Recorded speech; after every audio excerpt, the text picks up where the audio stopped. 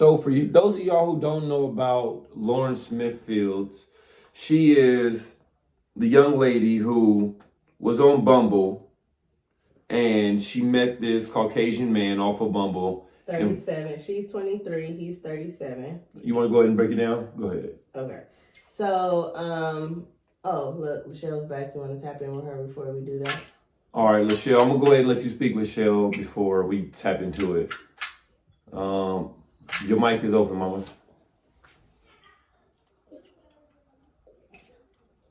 It's open and you're not accepting. Are you accepting the... She spoke before. She already accepted. She spoke before. Invite to speak. Mm-hmm. All right, so go ahead and finish diving into it. All right, so basically back in December is a story that came out about a young black woman named Lauren Smith Fields who was 23 years old. She went on a date with a 37-year-old Caucasian male, and the next day she woke up dead. She woke up dead, huh? How'd she do that? I guess somebody wake up dead. Y'all know that word. You wake up dead? That's a new one to me. God damn it. No disrespect to the dead. I'm sorry. But y'all even see my wake up dead. Go ahead. Finish. I'm sorry. The next day she did not. She didn't wake up. She didn't wake up. Okay. She didn't wake up. She didn't wake up dead. Okay. She didn't wake up. But anyway, so apparently the man called the police to let them know. And when he called the police, it was stated that because he contacted them, he seemed like a nice guy, that they didn't feel the need to do any further investigating.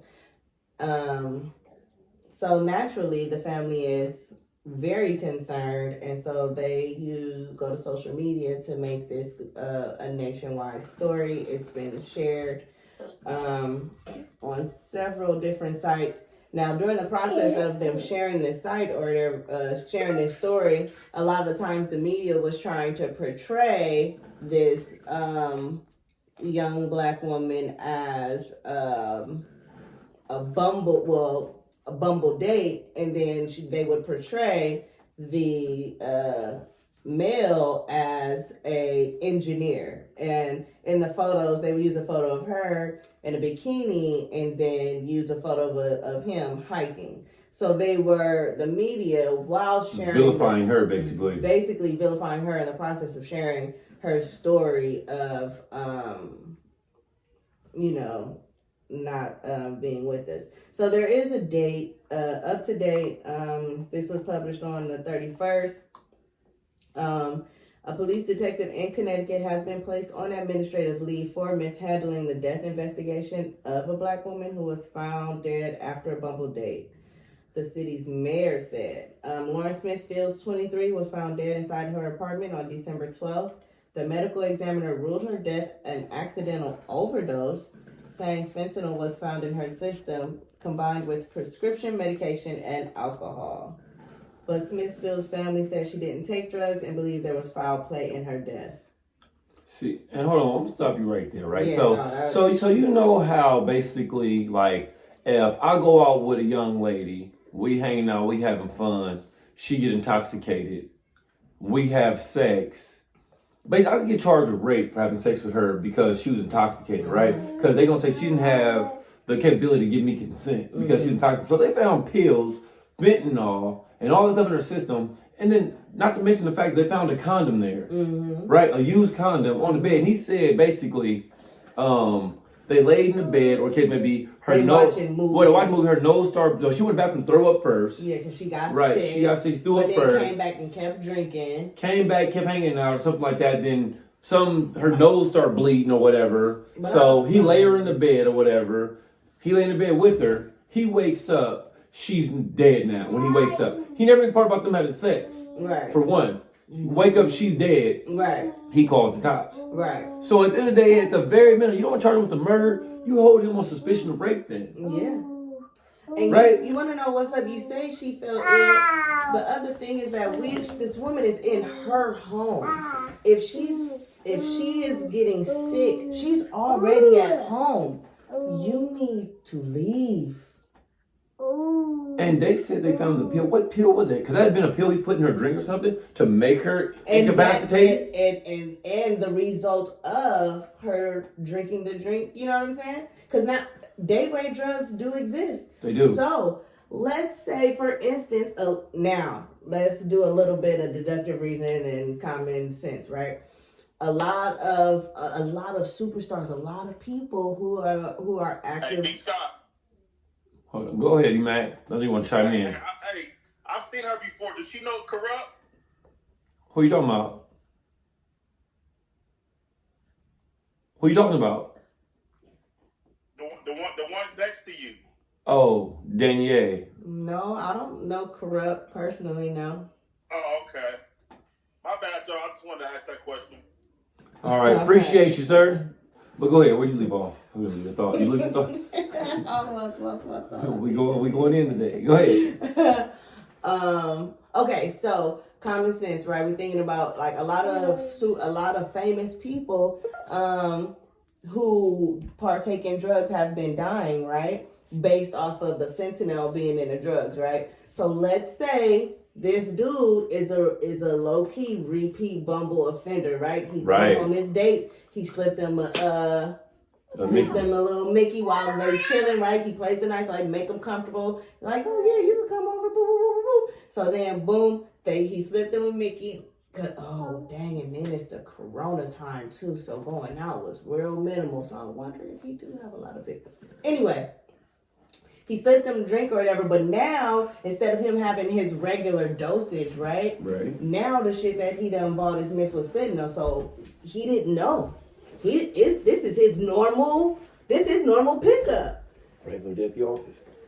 And then, so he goes, he drops it off, or he does his thing, and then this time she ends up dead. So he calls a police officer, stuff like that. Maybe he got something on the police officer. So the police officer automatically just say, oh, yeah, we could just cover this up. I don't know. I know I kind of went into like a whole movie storyline, but the way this story is, like, bro, it doesn't even make sense. Like, off the rip, off top, I do not want to believe that the judicial system is that negligent and fucked up towards black women that, it's always set up against us that, anytime anything happens to us, even when it doesn't make sense, they'll just go ahead and let our deaths not be, accounted for, especially when the person that could be, that's like the prime suspect brought it to the police. Like, they should be able to use their common sense. I don't want to believe that the judicial system is that naive. I'd rather believe that this dude is a repeat offender. He always do this shit, and then this time the shit just didn't work out, and it caught up with his ass because the girl fucking died. And the thing about it is, somebody recognized that guy. He's done shit like this before. And the crazy thing is, like, after all this happened, all the social medias are deleted now. Like, they're deactivated. Oh, and I also want to say, one of the main things that makes women feel uncomfortable with saying that they experienced something when they were drugged is that, like, they don't remember. So they feel they won't be believed, maybe. Yes, because they can't even really remember, but like they know, like, bro, something I don't feel right. You know, right? And then that also works against them too, because if they come out and give a statement, hey, what happened, and they still kind of groggy from what happened, then later down the line they get asked the same question again, and the answer's changing up. It's like, you're not even credible no more. So now, not only I put myself out there about what happened to me, but now you're questioning my fucking credibility because I was fucking drugged. I'm trying to remember what happened while I was drugged. But you're sitting here fucking pounding me. This is not a normal situation for nobody. Right? And you're digging into my life like, hold on. Lachelle, I see you got your mic together. You want to go and speak on your piece now, Lachelle? Yes. Hey, you guys. Hey, Mama. Sorry about that. Go ahead. But earlier, to circle back in regards to the guy who had an issue, or not maybe an issue, but is now dating the white woman and was having an issue with black women. Yeah.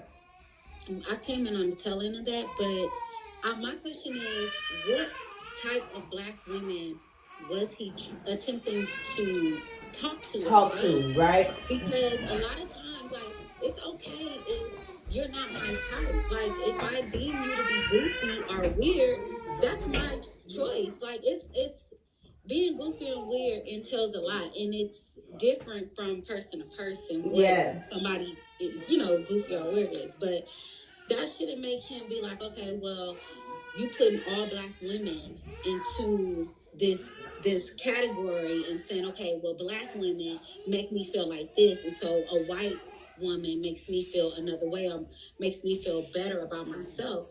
No, what type of black women were you attempting to try to date? Right. And on top of that, how were you coming at them? And maybe you were a goofy person at that time, and now you have a glow up. We all have our glow up moments. So that was just my question in regards to that. That's what I was trying to ask. That was just me giving an example because you did come in on the tail end of that. So we were basically giving off different reasons as to why some black men may be dating white women. And one of the examples that Jim and I... What y'all talking about?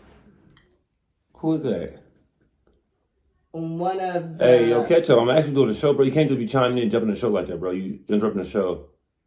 We're going to reset the room. Just listen. Facebook should be killing me, huh? Right.